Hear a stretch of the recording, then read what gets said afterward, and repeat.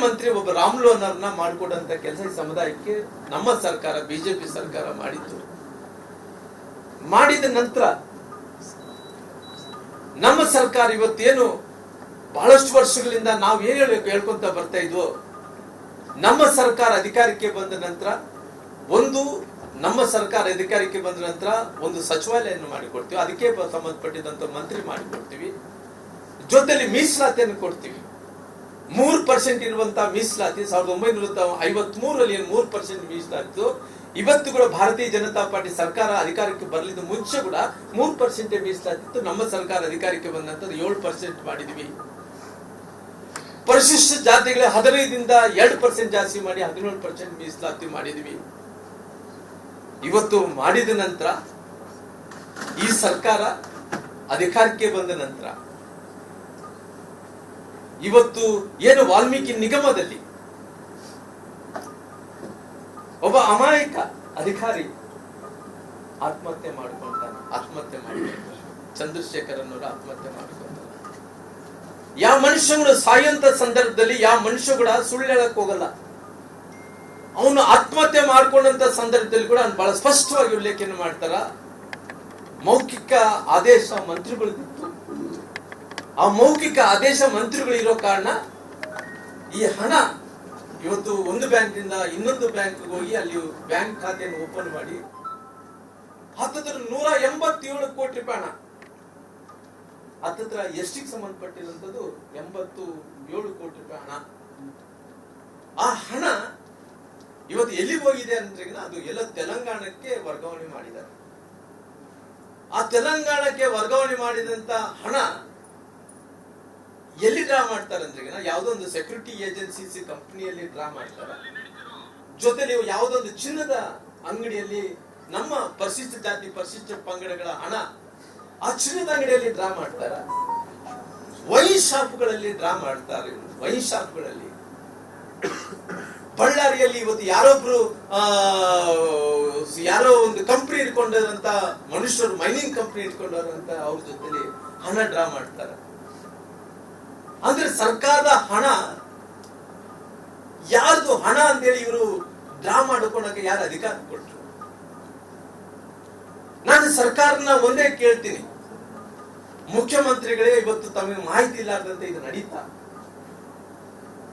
ಯಾಕಂದ್ರೆ ಯಾವುದೇ ಹಣ ಒಂದು ಬ್ಯಾಂಕ್ನಿಂದ ಇನ್ನೊಂದು ಬ್ಯಾಂಕ್ ಅಕೌಂಟ್ ಓಪನ್ ಮಾಡ್ಕೋಬೇಕಾದ್ರೆ ಮುಖ್ಯಮಂತ್ರಿ ಗಮನದಲ್ಲಿ ಇಲ್ಲಾರ್ದಂತೆ ಆಗಲ್ಲ. ಹಣಕಾಸು ಇಲಾಖೆಯಲ್ಲಿ ಗಮನದಲ್ಲಿ ಇದಂತೂ ಆಗಕ್ಕೆ ಸಾಧ್ಯನಿಲ್ಲ. ಇವತ್ತು ನನಗೆ ಒಂದು ಸಂಶಯ ಬರ್ತಾ ಇದೆ, ಈ ರಾಜ್ಯದ ಜನರಿಗೆ, ಈ ಸಮುದಾಯಗಳ ಜನರಿಗೆ ಇವತ್ತು ಈ ಏನು ಭ್ರಷ್ಟಾಚಾರ ಏನಾಗಿದೆನೋ ಇದರಲ್ಲಿ ಹಣಕಾಸಿನ ಇಲಾಖೆಯಲ್ಲಿ ಕೂಡ ಅವ್ರು ಶಾಮೀಲ್ ಇದಾರ ಅನ್ನೋಂಥದ್ದು ಪ್ರಶ್ನೆ ನಮ್ಮೆಲ್ಲರಲ್ಲಿ ಕೂಡ ಕಾಡ್ತಾ ಇದೆ. ಹಂಗಾಗಿ ಇವತ್ತು ಹಣಕಾಸಿನ ಮಂತ್ರಿಗಳು ಯಾರು? ಇವತ್ತು ಹಣಕಾಸಿನ ಮಂತ್ರಿಗಳು ಈ ರಾಜ್ಯದ ಮುಖ್ಯಮಂತ್ರಿಗಳಂತ ಸಿದ್ದರಾಮಯ್ಯನವರು ಅವರು ಹಿಸ್ಟ್ರಿ ನೋಡಿದ್ರೆ ಸುಮಾರು 14-15 ಬಾರಿ ಹಣಕಾಸಿನ ಮಂತ್ರಿಗಳಾಗಿ ಕೆಲಸ ಮಾಡಿದಂತವ್ರು. ಇಷ್ಟು ದೊಡ್ಡ ಹಣ ಬೇರೆ ಕಡೆ ವರ್ಗಾವಣೆ ಆಗ್ತಾ ಇದೆ ಅಂದ್ರೆ ಅವ್ರಿಗೆ ಗೊತ್ತಾಗಲಾರ್ದಂತ ಆಗುತ್ತೆ ಅನ್ನೋಂಥದ್ದು ನಾನು ಪ್ರಶ್ನೆ ಕೇಳಬೇಕಾಗಿದೆ ಮುಖ್ಯಮಂತ್ರಿಗಳೇ. ಅದಕ್ಕೋಸ್ಕರವಾಗಿ ನಾನು ನೇರವಾಗಿ ತಮ್ಮನ್ನ ನಾನು ಒತ್ತಾಯ ಮಾಡ್ತೀನಿ. ಯಾಕಂದ್ರೆ ಇವತ್ತು ತಾವಂತೂ ಸಿಬಿಐ ಕೊಡಕ್ಕೆ ತಾವು ಒಪ್ಪಿಲ್ಲ. ಅಲ್ಲಿ ಏನೊಂದು ಕಡೆ ಬ್ಯಾಂಕಿಂಗ್ ರೂಲ್ಸ್ ಪ್ರಕಾರ ಬ್ಯಾಂಕಿಂಗ್ ಅವರು ತಾವು ಬ್ಯಾಂಕಿನ ಚೇರ್ಮನ್ ತಪ್ಪು ಮಾಡಿದ್ದಾರೆ, ಬ್ಯಾಂಕಿನ ಅಧಿಕಾರಿಗಳು ತಪ್ಪು ಮಾಡಿದ್ದಾರೆ ಅನ್ನೋ ಕಾರಣದಿಂದ ಅವ್ರ ಮೇಲೆ ತಕ್ಕಕ್ಕೆ ಹೋದ್ರೆ ಅವ್ರೇನ್ ಮಾಡಿದ್ರು? ಸಿಬಿಐ ಬರೆದ್ರು, ನೀವು SIT ಕೊಟ್ರು, ಅವ್ರು ರಕ್ಷಣೆ ಮಾಡಕ್ಕಂತ ಪ್ರಯತ್ನ ಮಾಡಿದ್ರಿ. ಇವೆಲ್ಲ ಮಾಡಿದಂತ ಟೈಮಲ್ಲಿ ಎಲ್ಲೋ ಒಂದು ಕಡೆ ನಮಗಂತೂ ಅನುಮಾನ ಅಂತೂ ನಿಮ್ಮೇಲೂ ಕೂಡ ನಮಗೆ ಬರ್ತಾ ಇದೆ. ಅದಕ್ಕೋಸ್ಕರವಾಗಿ ನಾನು ನೇರವಾಗಿ ತಮ್ಮ ಹತ್ರ ಹೇಳ್ಬೇಕಾದ್ರೆ ಮುಖ್ಯಮಂತ್ರಿಗಳೇ ತಾವು ರಾಜೀನಾಮೆಯನ್ನು ಕೊಡ್ರಿ. ಮುಖ್ಯಮಂತ್ರಿಗಳು ತಾವು ರಾಜೀನಾಮೆಯನ್ನು ಕೊಡ್ಲೇಬೇಕು. ಅದ್ರ ಸಲುವಾಗಿ ಭಾರತೀಯ ಜನತಾ ಪಾರ್ಟಿ ನಮ್ಮ ರಾಜ್ಯಾಧ್ಯಕ್ಷರಾದ ವಿಜೇಂದ್ರ ಅವರು ಇವತ್ತು ತೀರ್ಮಾನವನ್ನು ತಗೊಂಡಿದ್ದಾರೆ. ಮುಂಬರುವಂತಹ ದಿನಗಳಲ್ಲಿ ರಾಜ್ಯಾದ್ಯಂತ ಈ ಹೋರಾಟ ನಡೀಬೇಕು. ರಾಜ್ಯದಾದ್ಯಂತ ಹೋರಾಟವನ್ನು ನಡೀಬೇಕಾದ್ರೆ ಆಲ್ರೆಡಿ ಜಿಲ್ಲಾ ಮಟ್ಟದಲ್ಲಿ ತಾಲೂಕು ಮಟ್ಟದಲ್ಲಿ ನಾವು ಡೇಟ್ ಕೂಡ ನಿಗದಿ ಮಾಡಿದ್ವಿ. 28ನೇ ತಾರೀಕಿಗೆ ಎಲ್ಲಾ ಕಡೆ ಕೂಡ ಒಂದು ದೊಡ್ಡ ಹೋರಾಟವನ್ನು ಕೂಡ ಮಾಡಬೇಕು. ಅದು ಈ ರಾಜ್ಯದ ಮುಖ್ಯಮಂತ್ರಿಗಳಂತ ಸಿದ್ದರಾಮಯ್ಯ ರಾಜೀನಾಮೆ ಮಾಡಬೇಕನ್ನೋ ಒತ್ತಾಯವನ್ನು ಕೂಡ ನಾನು ಮಾಡ್ತೀನಿ. ಹಂಗಾಗಿ ಇವತ್ತು ಎಲ್ಲಾ ಕಡೆ ಕೂಡ ಪ್ರತಿಭಟನೆ ಮಾಡ್ತೇವೆ. ಎಲ್ಲಿ ತನಕ ಕೂಡ ಈ ಹಣ ಕೇವಲ ನಮಗೇನು ನಾಗೇಂದ್ರ ಮೇಲೆ ವೈಯಕ್ತಿಕವಾದಂತ ನಮ್ಗೇನು ಅವ್ರಿಗೆ ಅಭಿಪ್ರಾಯಗಳು ದ್ವೇಷಗಳು ಇಲ್ಲ. ಆದ್ರೆ ಅವ್ರೇನು ಅವರ ಮಂತ್ರಿ ಸ್ಥಾನದಿಂದ ರಾಜೀನಾಮೆ ಕೊಟ್ಟಿದ ತಕ್ಷಣನೇ ಅಲ್ಲಿಗೆ ನಮ್ಗೇನು ಸಮಾಧಾನ ಆಗ್ಲಿಲ್ಲ, ನಮ್ಮ ಸಮುದಾಯಕ್ಕೆ ನ್ಯಾಯ ಸಿಕ್ಕಿಲ್ಲ. ಈ ಎಲ್ಲಿ ತನಕ ಅವ್ರು ಹೇಳ್ತಾ ಇದ್ರು ಅಂತ ಎಲ್ಲೋ ಒಂದು ಕಡೆ ಮೊನ್ನೆ ಕೆಲವೊಂದು 15 ಕೋಟಿ ರೂಪಾಯಿ ಹಣ ಜಮಾ ಮಾಡಿದೀವಿ ಅಂತ ಹೇಳಿ, ಅವ್ರು ಈ ಸರ್ಕಾರದ ಹಣದಲ್ಲಿ ಜಮಾ ಮಾಡಕ್ಕೆ ಯಾರು, ಹಾಕಕ್ಕೆ ಯಾರು? ದಲಿತರಣ. ಈ ದಲಿತರನ್ನ ಮುಟ್ಟಕ್ಕೋಸ್ಕರವಾಗಿ ಯಾರು ಅಧಿಕಾರವನ್ನು ಕೊಟ್ಟಿದ್ದಾರೆ ಅವರಿಗೆ? ಹಂಗಾಗಿ ನಾನು ಆಗ್ರಹವನ್ನು ಮಾಡ್ತೀನಿ, ಈ ರಾಜ್ಯದ ಮುಖ್ಯಮಂತ್ರಿಗಳಂತ ಸಿದ್ದರಾಮಯ್ಯರು ರಾಜೀನಾಮೆ ಕೊಡಬೇಕೆಂದೇಳಿ ನಾನು ಒತ್ತಾಯವನ್ನು ಕೂಡ ಮಾಡ್ತೀನಿ. ನಮ್ಮ ಭಾರತೀಯ ಜನತಾ ಪಾರ್ಟಿ ರಾಜ್ಯದಾದ್ಯಂತ ಹೋರಾಟವನ್ನು ಮಾಡ್ತೀವಿ. ಎಲ್ಲಿ ತನಕ ಈ ಸಮುದಾಯಗಳ ಜನರಿಗೆ ಒಂದು ಜಸ್ಟಿಸ್ ಸಿಗಲ್ಲ, ನ್ಯಾಯ ಸಿಗಲ್ಲ, ಅಲ್ಲಿ ತನಕ ಹೋರಾಟವನ್ನು ಮಾಡುವಂತ ಕೆಲಸ ನಾವು ಮಾಡ್ತೀವಿ.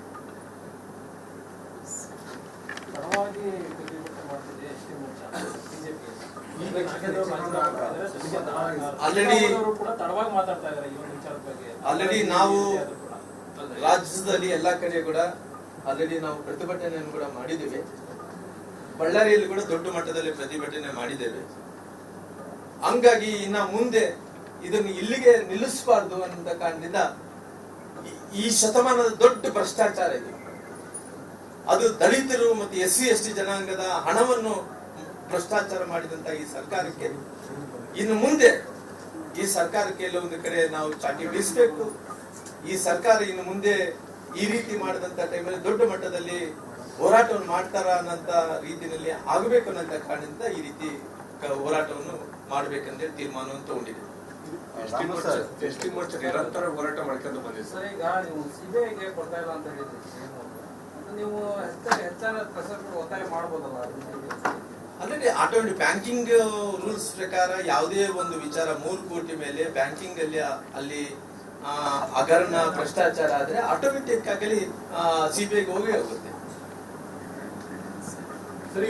ನಮ್ಮ ಗುರಿ ಒಂದೇ ಒಂದು, CM ಅವರು ರಾಜೀನಾಮೆಯನ್ನು ಕೊಡಬೇಕು. ಶ್ರೀರಾಮ್ ಸರ್, ನೀವು SCP TSP ಆಕ್ಟ್ ತಂದಿದೆ ಸರ್ಕಾರ, ಆಯ್ತಾ? ನಿಮ್ಮ ಮನೆಯಲ್ಲಿ ಏನಾಗಿದೆ ನಿಮ್ಗೆ ಚೆನ್ನಾಗಿ ಗೊತ್ತಿದೆ.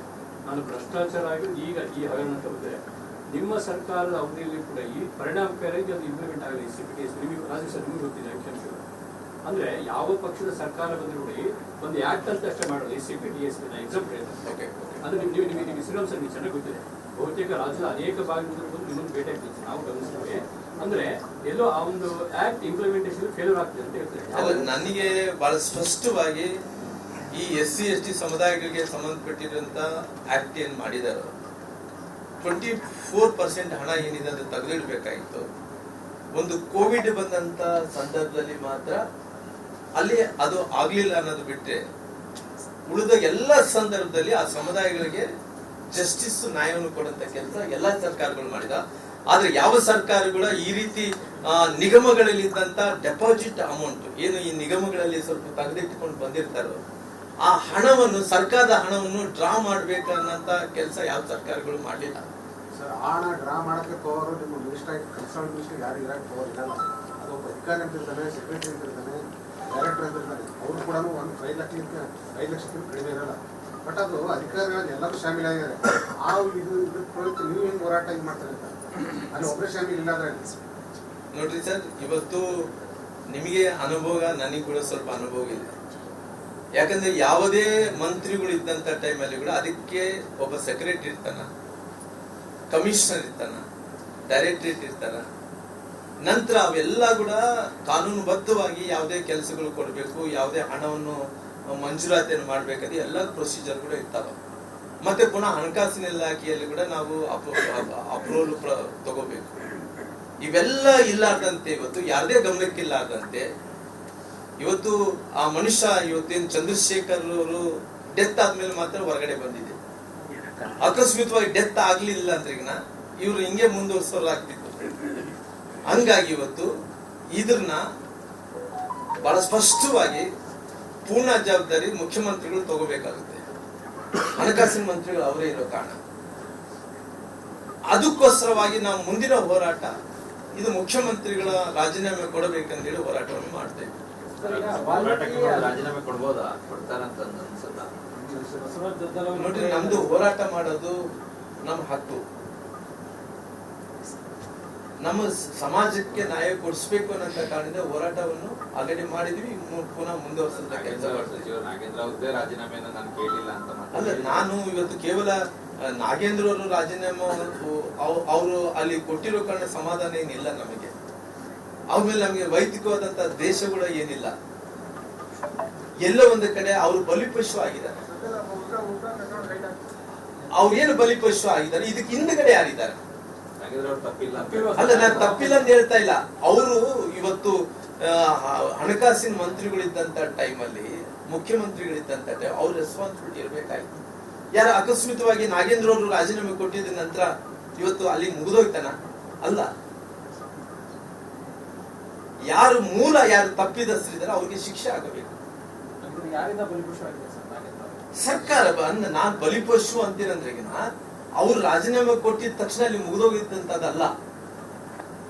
ನಾನು ಏನ್ ಹೇಳ್ತಾ ಇದ್ದೆ, ಯಾರು ಮೂಲ ಯಾರಿದ್ದಾರೋ, ಈ ಸಮುದಾಯಗಳ ಊಟಕ್ಕೆ ಕೈ ಹಾಕಿದಾರೋ, ಈ ಸಮುದಾಯದ ಅನ್ನಕ್ಕೆ ಯಾರು ಕೈ ಹಾಕಿದಾರೋ, ಈ ಸಮುದಾಯದಲ್ಲಿದ್ದಂತ ಮಕ್ಕಳ ಭವಿಷ್ಯಕ್ಕೆ ಯಾರು ಕೈ ಹಾಕಿದಾರೋ, ಈ ಸಮುದಾಯಗಳ ಮೂಲಭೂತ ಸೌಕರ್ಯಗಳಿಗೋಸ್ಕರ ಯಾರು ಕೈ ಹಾಕಿದಾರೋ ಅವ್ರು ಶಿಕ್ಷೆ ಆಗಬೇಕು.